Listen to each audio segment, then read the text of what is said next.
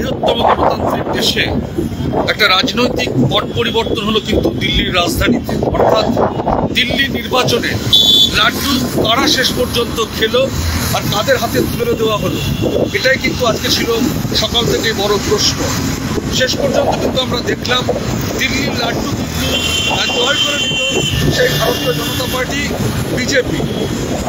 আমরা যদি একটু পিছন দিকে তাকাই সেটা আমরা দেখতে পাবো 2010 সালের পর আন্না হাজারের হাত ধরে কিন্তু সততার প্রতীক হয়ে কিন্তু দিল্লির মসনদে এসেছিলেন অরবিন্দ কেজরিওয়াল, প্রাক্তন একজন প্রকৌশলী, খুব বড় মাপের ইঞ্জিনিয়ার। সে কিন্তু এসেছিল সততার প্রতীক। 2015 এবং 2020 দিল্লির মসনদে কিন্তু তারা একেবারে রাজ করেছিল। দিল্লির মানুষ কিন্তু উজাড় করে দিয়েছিল তাদেরকে, ভোট বাক্সে তাদের সফলতা কিন্তু একেবারে উজাড় করে দিয়েছিল এবং তারা কিন্তু সেই দিল্লির মসনদে বসে জনপ্রিয়তার একটা জায়গায় গেছিল। কিন্তু আজকে তাদেরকে সেই মসনদ থেকে চলে যেতে হলো কেন, প্রশ্ন কিন্তু একটা থাকছেই। সেটা বোধহয় সততা থেকে কিন্তু তারা কিন্তু সরে গেছে। সেই ফলাফলই কিন্তু আজকে দেখা যাচ্ছে যে দিল্লির এই 2025-এ এসে দিল্লির মসনদে 70টা বিধানসভা আসনে এখনো পর্যন্ত যেটা সর্বশেষ খবর, হয়তো ফলাফল সেই যাত্রাতেই যাবে। 47টি আসনে কিন্তু বিজেপি এগিয়ে, কংগ্রেস তো কোনো সিট পায়নি, সেখানে আম আদমি পার্টি মাত্র 23টাতে। একটা কিন্তু মানুষের মনে, গোটা দেশের মানুষের মনে কিন্তু প্রশ্ন, এই ফলাফল কেন হলো, কিভাবে হলো। আমরা বিশ্লেষণে যাব, অনেক আলোচনা করব। দিল্লিতে উৎসব চলছে, পশ্চিমবঙ্গেও কিন্তু এই মুহূর্তে বিজেপির সদর দপ্তরে বিজেপি রাজ্য নেতৃত্বরা কিন্তু উৎসব করছে, বাজি ফাটাচ্ছে, লাড্ডু খাচ্ছে।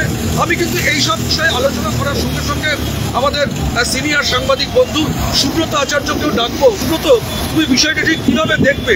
এই 2010-এর পর 2025 আম আদমি পার্টি যে সততার প্রতিক্রিয়া এসেছিল, আজকে কিন্তু তাদের ফিরে একবারে ভরাডুবি এবং লুটফেরত সমীক্ষাও কিন্তু অনেকদিন পরে কিন্তু সেই অর্থে একেবারে সঠিক হলো দিল্লির এবারে বিধানসভা নির্বাচনে। কি বলবে তুমি? এবং তোমার মনে আছে যে আন্না হাজারে সম্পর্কে সবাই কম বেশি জানি, তাকে কিন্তু সব রাজনৈতিক দল এই আন্না হাজারের হাত ধরেই কিন্তু রাজনীতি কিংবা জনপ্রিয়তার যে সড়ক, গলি থেকে সড়ক, তারপরে মহাসড়ক ধরে কিন্তু দিল্লির মসনদে পরপর দুবার ক্ষমতায় বসেছিলেন। একজন সাধারণ প্রকৌশলী থেকে আমি বলবো সাধারণ এক মধ্যবিত্ত, নিম্ন মধ্যবিত্ত মানুষ থেকে দিল্লির মতো একটি বিধানসভা পরপর দুবার মুখ্যমন্ত্রীর আসনে বসে জনপ্রিয়তার নিরিখেও কিন্তু জায়গাতে জানো যে বিভিন্ন দেশীয় বা আন্তর্জাতিক ভাবে বিভিন্ন রকমের জড়িতও কিন্তু একসময় অরবিন্দ কেজরিওয়াল এবং নাম হয়ে মনে আছে দেশ বিদেশের বিভিন্ন গণমাধ্যমে অরবিন্দ কেজরিওয়ালের উত্থান দিল্লির মসনদে বসার পর প্রধান শিরোনাম হয়েছিল। যে আজকে কিন্তু যে সেই যাত্রা পথে আজকে কিন্তু আমি বলবো না, কারণ রাজনীতিতে সব কিছু সম্ভব। আজকে কিন্তু আপাত দৃষ্টিতে একটি ফুল স্টপ বসে গেল। এই কারণে বলবো ফুল স্টপ, কারণ দিল্লির মুখ্যমন্ত্রীকে আমি আগে যে আন্না হাজারের কথা বলেছি, দিল্লির মুখ্যমন্ত্রীকে অরবিন্দ কেজরিওয়ালকে যে রাজনৈতিকভাবে যার হাত ধরে পরিচয় হয়েছিল, সেই আন্না হাজারে কিন্তু আজকে অরবিন্দ কেজরিওয়াল সম্পর্কে কিন্তু বিস্ফোরক মন্তব্য করেছে। তিনি বলেছেন যে আসলেই অরবিন্দ কেজরিওয়ালের কোথাও গিয়ে ধন দৌলত বা সম্পদের প্রতি তার কোথাও গিয়ে একটু সফট কর্নার বা আমরা যেটাকে বলি লোভ লালসা তৈরি হয়েছে। আন্না হাজারে কিন্তু আজকে একটি স্টেটমেন্ট আমাদের বিভিন্ন গণমাধ্যমে কিন্তু ইতিমধ্যে অনেকেই দেখেছেন।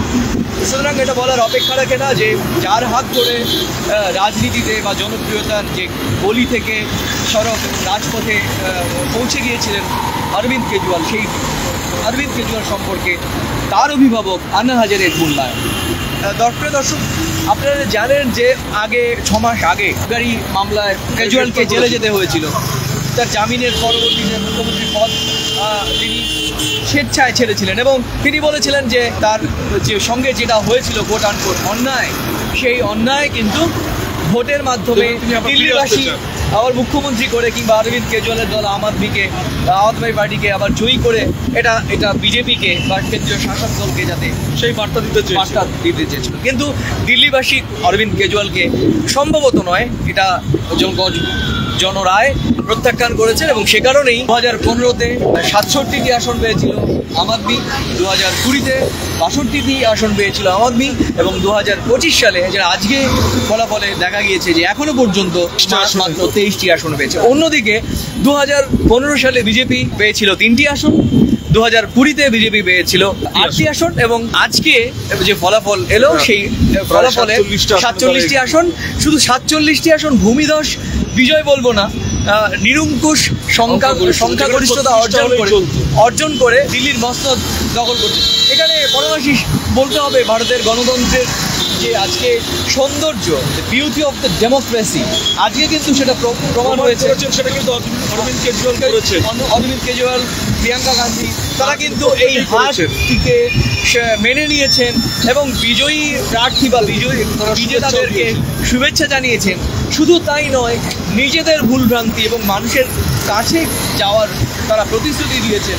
সেখানে এটা পরিষ্কার যে রাজনৈতিকভাবে কংগ্রেস এবং আম আদমি পার্টি কিন্তু একটি দৃষ্টান্ত দেখালো এবং দিল্লির মানুষও কিন্তু আমার বিশ্বাস তারা হেরে গেলেও নৈতিকভাবে কিন্তু এই দুটো রাজনৈতিক দল আজকে নৈতিকভাবে তাদের কিন্তু জয় হয়েছে। কারণ এটা ঘটনা যে ভারতবর্ষের মতো দেশে যে এই যে এত বড় মানে ভোটের উৎসব হয়, এই যে রাজনৈতিক শিষ্টাচার, এটা কিন্তু আজকে বিজেপিও দেখিয়েছে যে অরবিন্দ কেজরিওয়ালের মন্তব্যের পরেই কিন্তু আমরা দেখেছি অলরেডি সেটা বিভিন্ন চ্যানেলে দেখাচ্ছে, সংবাদপত্রে তো আমরা সোশ্যাল মিডিয়ায় পাবো যে বিজেপির নেতৃত্বরা কিন্তু ইতিমধ্যেই অরবিন্দ কেজরিওয়ালের বাড়িতে মিষ্টি মুখ করাতেও তাকে গেছে।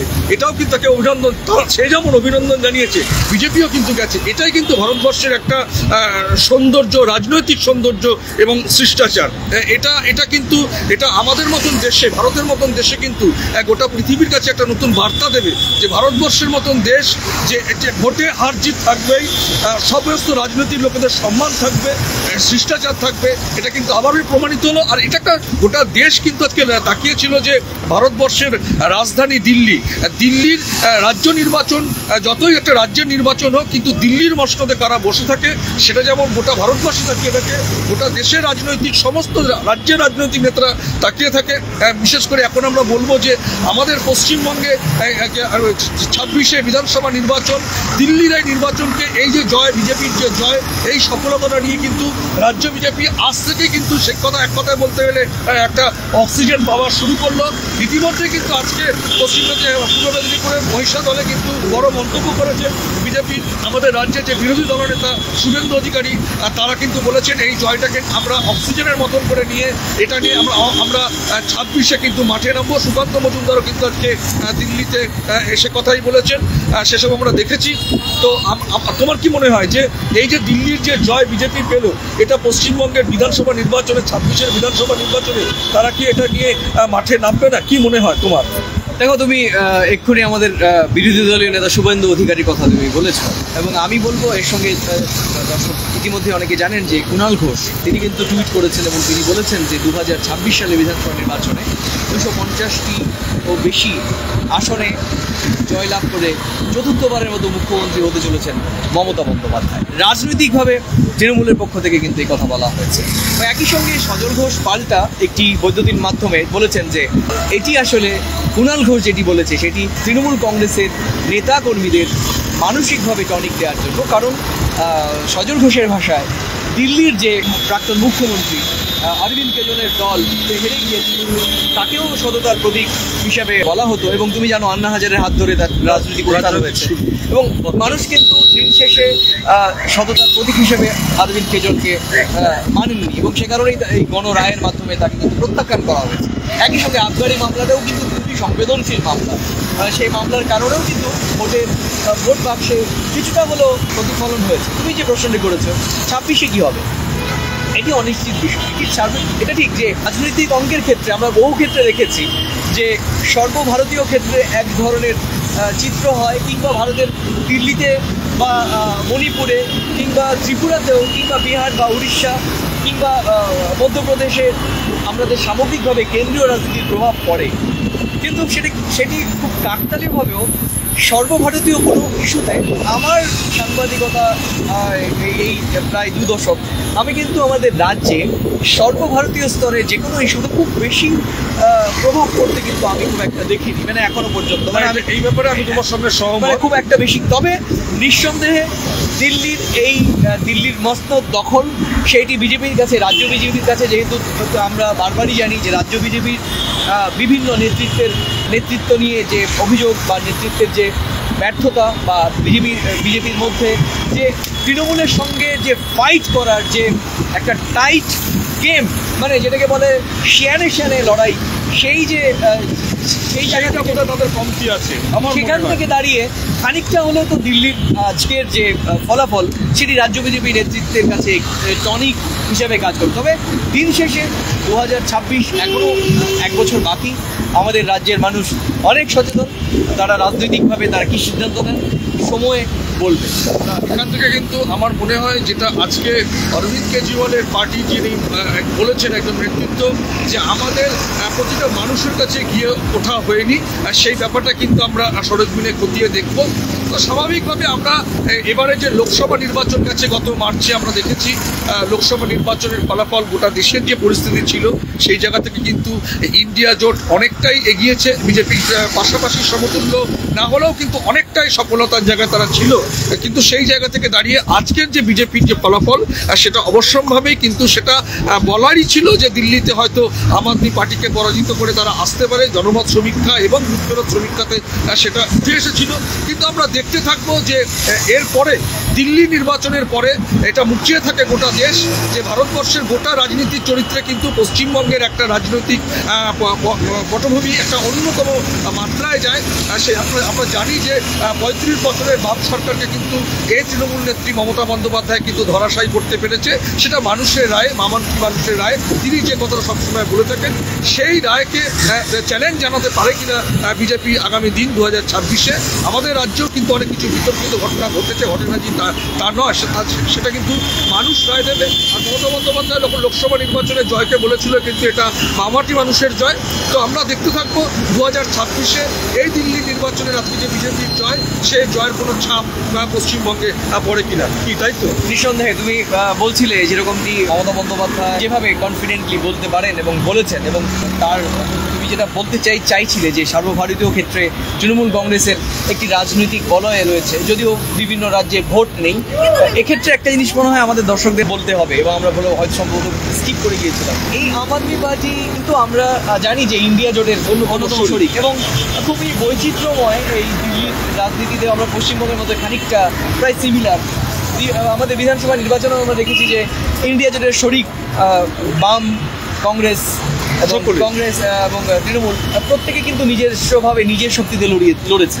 আমরা সর্বশেষ যে লোকসভা নির্বাচন দেখে গেল, একই রকমভাবে কিন্তু আমরা দিল্লি বিধানসভা নির্বাচনেও দেখেছি যে কংগ্রেস এবং আম আদমি পার্টি তারা কিন্তু একসঙ্গে লড়েনি, আলাদা আলাদা লড়েছে। তো সেক্ষেত্রে একটা প্রশ্ন উঠেছে হয়তো যে বিজেপির ইন্ডিয়া জোটের হয়েছে, জোটটা রয়েছে, এবং সেটা কিন্তু আমি একজন নাগরিক হিসেবে আমার কাছে প্রশ্ন যে একটি জোট, এই জোটের যে ভিজুয়ালাইজেশন, মানে দৃশ্য তো আমরা দেখতে পাচ্ছি একটা জোট, কিন্তু এটার শরীর কোথায়, এটা মুখ কোথায়, এটা হাত কোথায়, এটা পা কোথায়, এটা কিন্তু অদৃশ্য। মানে এটা অদৃশ্য বলা যায়, বুঝতে পারছি যে একটা কিছু রয়েছে, কিন্তু আসলেই দৃশ্যমান, এটা আদৌ দৃশ্যমান নয়। এবং সেই কারণে কিন্তু অনেকেই বলছেন, যারা রাজনীতি নিয়ে বিশ্লেষণ করে, তারা বলছে যে জোট তাদের মুখ্য উদ্দেশ্য তো আসলে বিজেপিকে হাঁটানো কেন্দ্রে বা বিভিন্ন রাজ্যে। দেখো, সচেতন ভোটার যারা, সচেতন নাগরিক যারা, তারা কিন্তু বুঝতে পারে যে ডবল ইঞ্জিন সরকারের মানুষ কী চায়, সরকারের কাছে কী চায়, নেতৃত্বের কাছে কী চায়। যে ডবল ইঞ্জিন সরকার থাকলে কোনো বিরোধিতা আসবে না, আমরা সুযোগ সুবিধা পাবো, সেটা হয়তো দিল্লির মানুষ বুঝেছে। তারপরে অরবিন্দ কেজরিওয়ালের দলের বিরুদ্ধে যে অভিযোগ রয়েছে সেটা দিল্লির মানুষ হয়তো একেবারে চুলচেরা বিশ্লেষণ করেছে। কিন্তু এই ইন্ডিয়া জোটের, আমি কেন্দ্রের ক্ষেত্রে জোট, রাজ্যের ক্ষেত্রে আলাদা, এটাও হয়তো মানুষ ঠিক মতন কতটাকে নিচ্ছে, ভোট বাক্সে গিয়ে তারা কতটা কি ফলপ্রসূ হচ্ছে, সেটা কিন্তু প্রশ্ন মুখে থেকেই যাচ্ছে। সেই জন্য আমার ব্যক্তিগত অভিমত যে জোট যদি করতে হয় তাহলে তোমার কথায় বলি হাত মুখ পা সবটাকে দেখিয়েই জোটটা করা উচিত। যারা ভোটার তাদেরকে কিন্তু কোনো কনফিউশনের জায়গায় না রাখাই ভালো, এটা আমার মনে হয়। একদম তোমার সঙ্গে সহমত, কারণ দিন শেষে জনতা জনার্দন তারাই কিন্তু সকল ক্ষমতার উৎস। গণতান্ত্রিক যে উৎসব, এই উৎসবের মুখ্য চরিত্র কিন্তু এই ভোট আর ভোটাররাই। সুতরাং রাজনৈতিক দলগুলোকে অনেক বেশি সচেতন হতে হবে যে হাওয়াই মিঠাই দেখিয়ে সম্ভবত ভোট পাওয়াটা খুব দুরূহ। সেটা কিন্তু দিল্লির ভোটাররা এবার দেখিয়ে দিয়েছেন। কারণ এই অরবিন্দ কেজরিওয়াল কিন্তু অনেক প্রতিশ্রুতি দিয়েছিলেন এবং সততার প্রতীক হিসেবেও দাবি করেছিলেন। কার্যত তিনি কতটা সততার প্রতীক, 10% ভোট কমে যাওয়ার ফলে এটা কিন্তু পরিষ্কার, আমাদের আর মুখ দিয়ে বলতে হলো না। সুতরাং যে সমস্ত রাজনৈতিক দলের নেতা বা নেত্রীরা সততার প্রতীক হিসেবে রাজনৈতিকভাবে ব্র্যান্ডিং করেন, তাদের ক্ষেত্রেও কিন্তু দিল্লির এই ঘটনা শিক্ষা দেবে বলে আমার অন্তত পক্ষে একজন সাধারণ ভারতীয় নাগরিক হিসেবে মনে হচ্ছে। আরেকবার মনে করিয়ে দিই, 2015-তে 67টা আসন আর 2025-এ গিয়ে কিন্তু 23টা আসনে থামতে হচ্ছে। সততার প্রতীক বলা হয়েছিল, কিন্তু সেটা কোথায় গিয়ে ফলটা গেল সেটা কিন্তু দিল্লির মানুষ ভোট বাক্সে বুঝিয়েছে। দিল্লির ভোটারদেরকে শুভেচ্ছা, যারা জয়লাভ করলো তাদের শুভেচ্ছা, যারা হেরে গেল তাদেরকেও শুভেচ্ছা। তারা হয়তো সংশোধন করে নিতে পারবেন। আমাদের তরফ থেকে এটাই শুভেচ্ছা, অন্তহীন শ্রদ্ধা এবং ভালোবাসা রইল আমাদের দর্শকদের জন্য।